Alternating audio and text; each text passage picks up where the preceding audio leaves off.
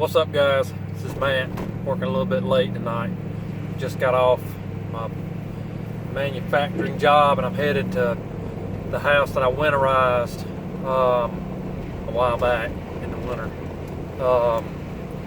Sorry, this road's a little bumpy, but anyway, headed back over there to de-winterize the house, which shouldn't be a whole lot to that. Flush the toilets, turn the water on, and just check it over. They've got an offer on the house and got an inspector coming. But anyway, I've got a question or questions for all of you guys, especially the guys that are in the business and maybe have been in it for a while, and that can maybe give me some insight. I have gotten to the point where I'm booked up all the time, which is it's a great thing. I don't know that it's enough if I were doing this full time to keep me. I don't know. Right now I've got about 2 weeks worth of work, kind of out there to do. My problem is I'm not ready to leave my meal job. So what I've been thinking and praying on a good bit here lately is rather not to hire some help. And what I've got in mind is if I were to hire somebody and kind of let them work with me on a trial basis for a little while, it would be ideal if I could build a relationship of trust and know that they're honest and trust them to go out on calls by themselves. That way I could keep more caught up. It would be a part-time job,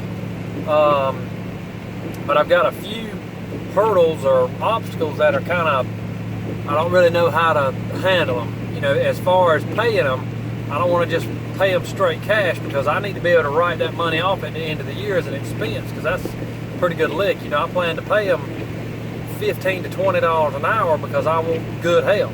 I don't want to pay minimum wage because I'm going to get minimum wage help. So I'm kind of torn between putting them on a payroll, which is I've got to do a lot of book work and withhold taxes and all that stuff.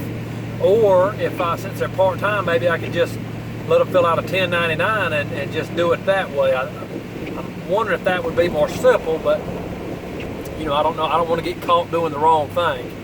So that's a big problem I can't seem to get past. And another problem I have right now is, let's say I do get to the point where I trust them and I can send them out to do a job by themselves. I've requested that they would have their own tools and all that, but as a handyman, there's all kinds of things you can run into, and not only the tools but the hardware, screws and paint, and, just you never know what you're going to need. I've got a utility trailer, enclosed trailer that y'all have heard me bragging on, that I just can't live without as far as this job goes. But I'm just wondering about that. How would I need to get another enclosed trailer and kind of outfit it with enough hardware and things that they would need? I know that I might have to set up an account at the plumbing store or something like that so they can go get what they needed, but I don't want them running to the store every time they need a nail or a screw or whatever, some sort of a clip. So I think those two things are really, I've been turning it over in my mind for a long time. I know I've heard the handyman on his channel, I think at least one time, just saying it was he would rather just avoid the hassle altogether, and I can totally understand that. I know that Tom with Mr. Fix-All has said, he's tried to get some help, and the people just aren't willing to work and give the level of commitment as he is, and I totally understand that too. But I'm at a point where I can't grow my business anymore unless I leave my manufacturing job, which right now is just not an option. It's just too much money to walk away from with a wife and 2 young kids. So I'm at a point where I need to grow my business, but I can't because of that and because I don't have enough help. And I'm also getting to a point where my customers, I'm having to put them off for a week or two at a time. Right now, like I said, I'm about 2 weeks out on when I can get to people, and I've got other people calling with jobs like redoing their deck, which is a big job, take a lot of time. Another lady, I'm gonna be at her house 2 or 3 days. So I need to do something. I need to I need to quit my job and go full time if I could. If I were a single man, I wouldn't even think twice about it. Or I need to hire some help, or I just need to totally back off. And you know, it's almost like it's going to start going the other way, and I don't really want to do that. So anyway, I'm really just curious about you guys' insights on stuff. You know, I always enjoy reading the comments, what you guys' feedback are or is.